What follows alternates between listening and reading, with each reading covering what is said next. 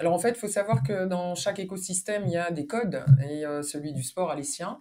Les siens, c'est d'abord des valeurs, enfin en tout cas le monde du sport véhicule des messages d'humanisme et puis ensuite des valeurs morales dont le respect, la bienveillance, l'empathie, le partage, la solidarité, pour ne citer que ces valeurs-là. Et en sachant aussi que chaque sport a ses propres codes. Moi qui suis issu du basketball, par exemple, nous, on a des valeurs, enfin c'est un sport déjà qui a une culture américaine, donc on a nos propres valeurs avec, en rajoutant l'esprit d'équipe, même si certains sports individuels vont vous dire qu'ils ont aussi un esprit d'équipe, ce qui est vrai. Et par exemple, et le judo ben, ils ont le code moral de leur sport, qui est un sport de culture, on va dire, japonaise.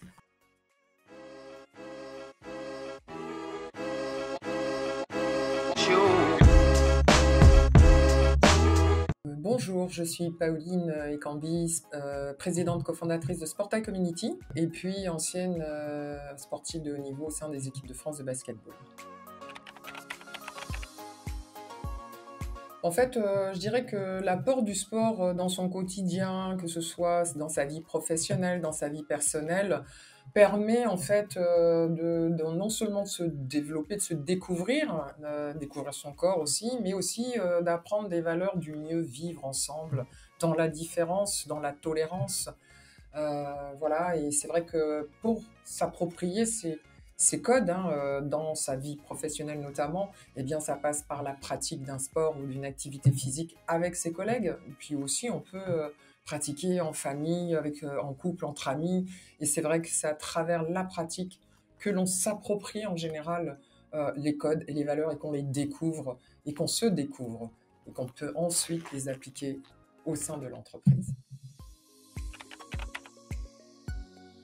Ben, en fait, voilà, si moi, ce que je conseillerais quand on fait donc du sport, c'est vrai que sur le moment, on le fait parce que c'est un anti-stress, on se sent bien, c'est les bienfaits, c'est vrai on se sent bien, c'est du lien social aussi, hein, surtout quand on le fait en équipe, avec des collègues, des amis, comme je le disais plus tôt, mais on peut aussi le faire seul. Et à un moment donné, il y a un moment, quand on commence à progressivement en faire et se sentir de mieux en mieux, eh bien, on va plus loin. Donc, ça s'appelle le dépassement de soi. Donc, c'est ce que l'on se développe déjà comme première, on va dire, compétence, ce qui peuvent être transportables, enfin, je dirais, recontextualisables dans son monde de l'entreprise ou son monde professionnel. Après, il y a, euh, allez, à un moment donné, on n'a pas envie de se lever parce que on ne se sent pas bien et puis on a mal. Mais le sport, c'est aussi bon pour la santé, ça nous met en forme. Donc, à un moment, faut se faire mal et ça s'appelle le dépassement de soi, encore une fois. Donc, et une fois qu'on se pousse mentalement à le faire, c'est-à-dire que c'est une routine qu'on doit installer finalement. Et oui, il y a des moments où on n'a pas envie, mais il faut y aller. Parce qu'une fois qu'on le fait, ben, on dépasse cette notion donc voilà, où on se dit que ça fait mal, où on n'a pas envie. Et puis, peut-être aussi sur la notion de travailler ensemble.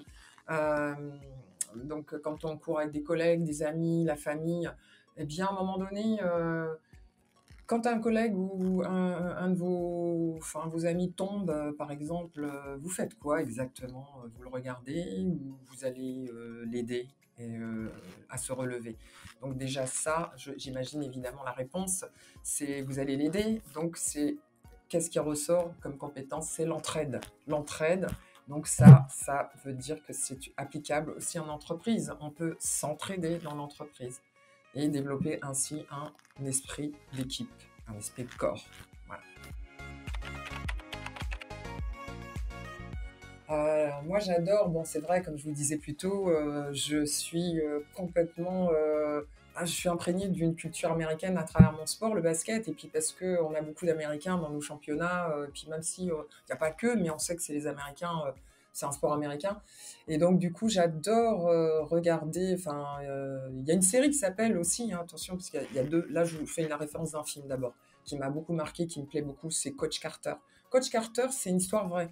C'est une histoire vraie d'un coach dans une high school en Californie, high school de basket, hein, coach basket.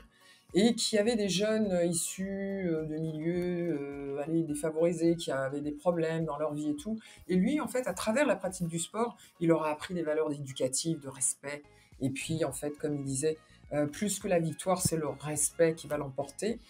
Et cette équipe, en fait, elle était allez, invaincue pratiquement.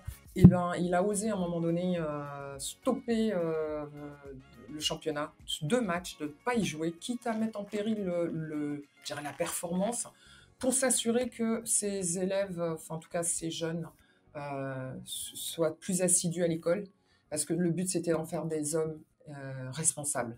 Donc cette histoire de collège me plaît beaucoup parce que oui, ça rejoint les valeurs du sport, qui sont des valeurs éducatives avant tout, où le respect est important avant soi et avant la victoire.